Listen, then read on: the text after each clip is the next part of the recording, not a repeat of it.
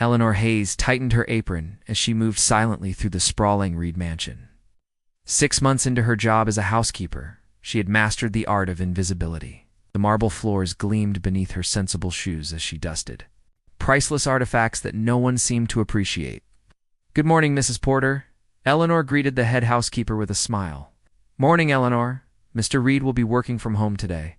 "Best keep to the East Wing, Mrs." Porter replied, her face a practiced mask of professionalism.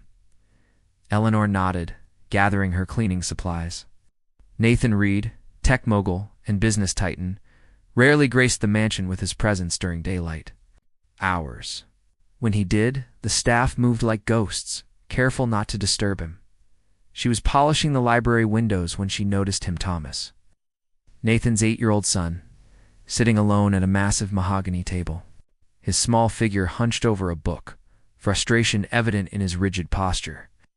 The boy's fingers traced the lines of text, his brow furrowed in concentration. Eleanor slowed her movements, watching as Thomas flipped a page, then flipped back, clearly struggling, his face contorted with effort before he slammed the book shut, dropping his head onto his folded arms. Her heart twisted. In her months at the mansion, she'd rarely seen Thomas interact with anyone. His father was perpetually locked in his office, or away on business trips. The boy's nanny, Ms. Bennett, was efficient but cold, treating her charge like another task on her checklist. "Everything all right?" Lenore asked softly, approaching the table. Thomas's head shot up, wide brown eyes filled with alarm. He didn't speak, merely shook his head and slid the book away.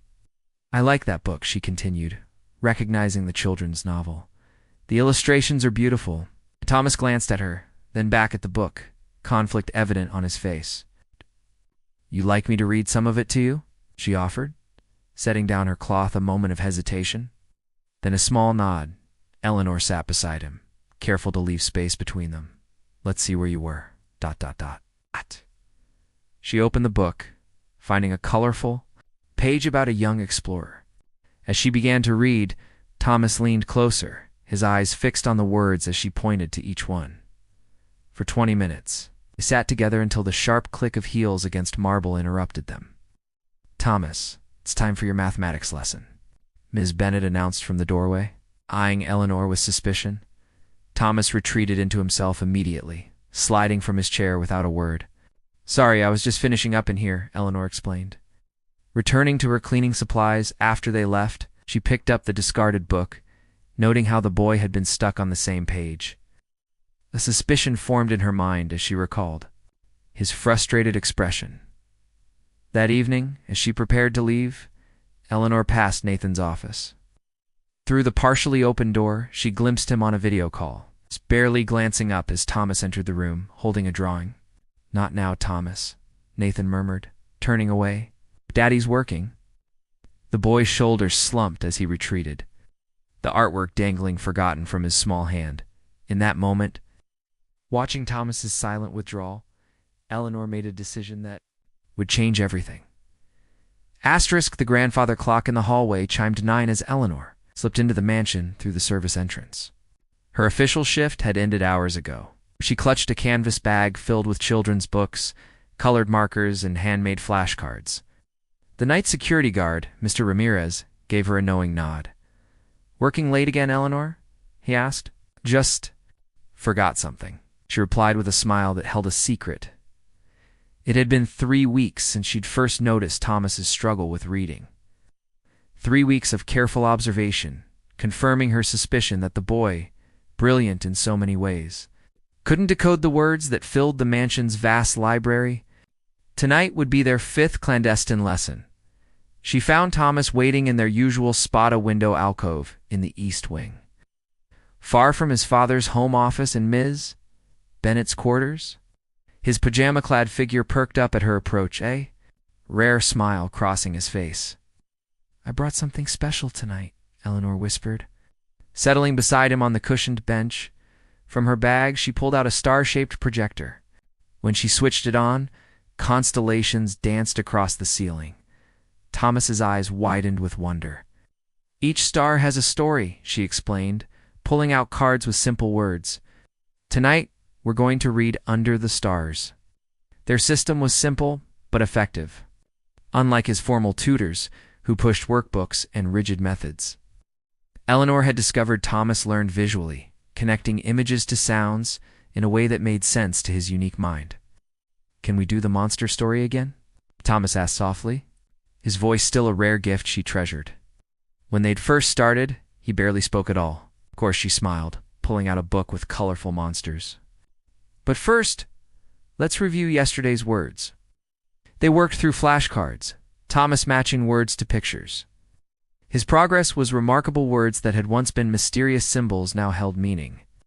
Eleanor had researched learning differences extensively, adapting her approach to fit his needs. "Be blue monster likes?" Sakuki's Thomas read haltingly from the book, tracing each word with his finger. "Perfect," Eleanor beamed, watching confidence bloom across his face. Halfway through their session, Thomas suddenly looked up. "Why doesn't Dad read with me?" Question caught Eleanor off guard. "Your father is very busy," she said carefully. "He thinks I'm stupid," Thomas whispered, dropping his gaze.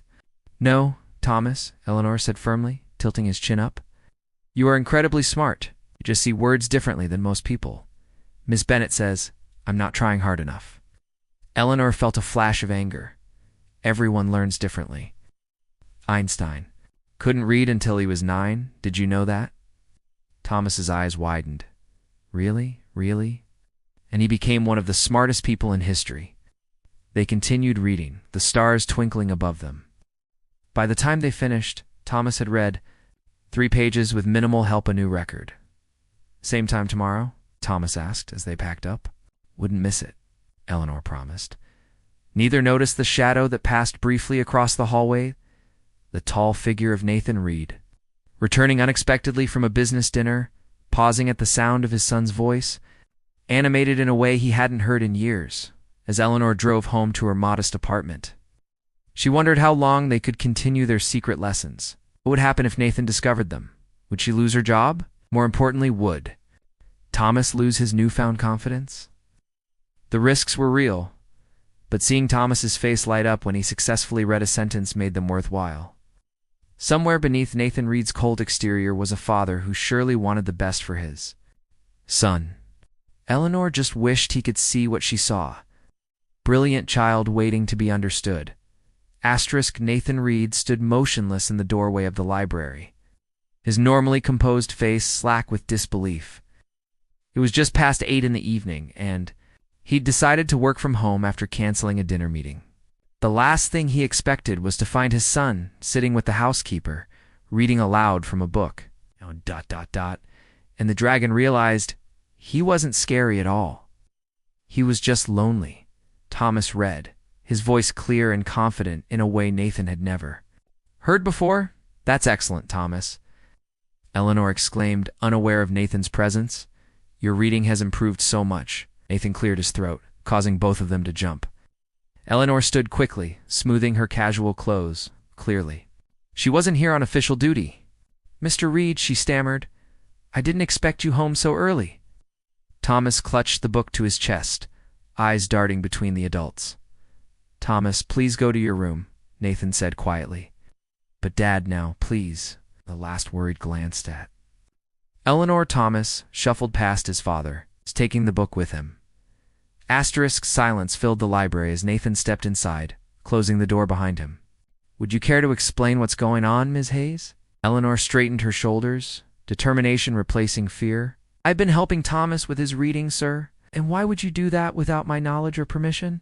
His voice remained even controlled, but his eyes betrayed his anger. "'Cause Thomas is struggling, and no one seemed to notice," she replied honestly. "He's incredibly intelligent, but he processes written language differently." Nathan's jaw tightened. "My son has the best tutors money can buy. With all due respect, sir, they're teaching him as if he's like every other child. He's not. He's exceptional, but he needs a different approach." Nathan moved to the desk, examining the materials spread across it, flashcards with colorful images, books with transparent overlays, and handwritten notes in Eleanor's neat script. "How long has this been going on?" he asked, fingering a flashcard. About 2 months. 2 months, he repeated, shaking his head. And you didn't think to inform me? Eleanor hesitated, then decided truth was her only option. I was afraid you'd stop the lessons before giving them a chance. Thomas has made remarkable progress. That's not your decision to make, Nathan said sharply. He's my son. Is he? The words escaped before Eleanor could stop them. Seeing Nathan's startled expression, she continued more gently. When was the last time you sat with him while he tried to read? Have you noticed how he pretends to understand written instructions because he's afraid of disappointing you? Nathan sank into a chair, something vulnerable flickering across his face. He never said anything. He wouldn't. He thinks you'll be ashamed of him. The silence stretched between them, heavy with unspoken truths. Why do you care so much? Nathan finally asked, studying her with new interest. Eleanor thought of her younger brother, who had struggled similarly until a dedicated teacher changed his life. Because I know what it feels like to be different in a world that expects conformity. Thomas deserves to be seen for who he really is, not who everyone expects him to be. Nathan ran a hand through his dark hair, conflict evident in his expression. I should fire you for overstepping your boundaries. Look at Eleanor acknowledged. I hope you won't, for Thomas's sake. Show me, he said suddenly. Pardon? Show me how you've been teaching him. Surprise flickered across Eleanor's face before she nodded, gathering her materials. I'd be happy to. For the next hour, she demonstrated her methods, explaining how she'd adapted them specifically for Thomas. Nathan listened intently, asking questions that revealed a sharper mind than she'd given him credit for. He's reading nearly at grade level now, she explained, showing him Thomas's progress charts. But more importantly, he's enjoying it. Nathan was silent for a long moment. I've been so focused on my company on providing for him financially, and I missed what was happening right in front of me. It's not too late, Eleanor said softly. Their eyes met across the table, something unspoken passing between them. Ms. Eleanor, Nathan began, his voice different now. I owe you an apology, and my son owes you a debt I can never repay. No debt, she smiled. Just promise you'll be part of his learning journey from now on. Nathan nodded, then stood. I'd like to say goodnight to my son. Would you? Would you join me? Show me how you usually end your lessons. Eleanor's heart swelled as she followed him toward Thomas's room, knowing everything had changed. Asterisk, try again, Dad. You're doing the monster voice all wrong, Thomas giggled, leaning against Nathan's shoulder as they sat on the floor of the boys' bedroom, surrounded by books. Nathan cleared his throat dramatically and tried again, dropping his voice to a comically gravelly rumble. Who dares disturb my slumber? Thomas erupted in laughter, and Eleanor couldn't help but join in from her seat across from them. 3 weeks had passed since Nathan had discovered their secret lessons, and the transformation in both father and son was remarkable. Is that better? Nathan asked. His normally serious face creased with a smile. Much better, Thomas nodded approvingly. Now my turn. He took the book, finding his place with practiced ease. The brave knight wasn't afraid of the monster. He said, I brought you a present. Eleanor watched as Nathan's eyes shone with pride at his son's reading. These evening sessions had become a ritual. Athen would finish work by 6, and they would spend an hour together before Thomas's bedtime. What had begun as reading lessons had evolved into something more meaningful. Excellent job, Thomas. Eleanor praised when he finished the page. He didn't hesitate on a single word. Miss Bennett said, I'm doing better in all my subjects, Thomas announced proudly. She gave me a gold star today. Nathan and Eleanor exchanged a glance. Ms. Bennett, initially resistant to their new approach, had gradually come to appreciate Thomas's progress. It's getting late, buddy, Nathan said, checking his watch. Time to get ready for bed. As Thomas gathered his pajamas and headed to the bathroom, Nathan turned to Eleanor. Would you join me for tea after he's asleep? There's something I'd like to discuss. Curiosity flickered through her as she nodded. Their relationship had shifted over the past weeks, professional boundaries blurring into something undefined. Nathan was no longer just her employer, but she wasn't sure what they were becoming. After Thomas was tucked in, with Nathan reading the final bedtime story, Eleanor made her way to the kitchen, She prepared tea, moving comfortably through the space that had once intimidated her. Nathan found her there, his tie loosened, looking more relaxed than she'd ever seen him during their early days. He fell asleep halfway through the story, he said, accepting the cup she offered. Thank you. They moved to the small breakfast nook, away from the formal dining room Nathan rarely used. What did you want to discuss? Eleanor asked after a comfortable silence. Nathan set down his cup. Thomas's teacher suggested he might benefit from specialized education. School that caters to children with different learning styles. And what do you think I think? Nathan paused, considering. I think I want your opinion. You understand his needs better than anyone. The simple acknowledgement warmed her. Oh. I've actually researched several programs. There's an excellent school about 20 minutes from here. Nathan nodded. I've arranged to tour it next week. I was hoping you might come with us. Surprise flickered across her face. Are you sure that's appropriate? I'm just the housekeeper. No, Nathan said firmly, meeting her eyes. You're far more than that, Eleanor.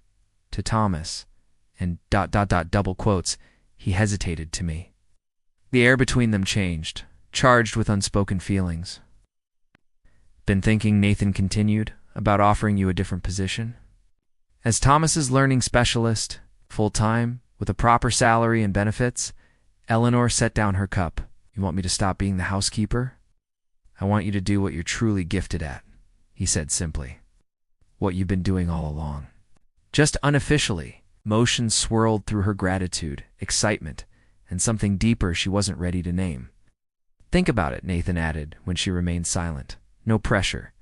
I don't need to think about it, Eleanor said softly. I'd be honored to work with Thomas officially. Relief washed over Nathan's face. Good, that's good. As they finished their tea, conversation shifted to Thomas's progress, the upcoming school tours, and gradually to themselves. Eleanor spoke of her brother who had inspired her interest in different learning styles. Nathan shared the challenges of raising Thomas alone after his wife's death years earlier. I buried myself in work, he admitted. Was easier than facing the fact that I had no idea how to connect with my own son.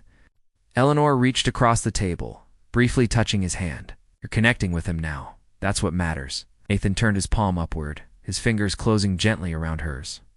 Thanks to you.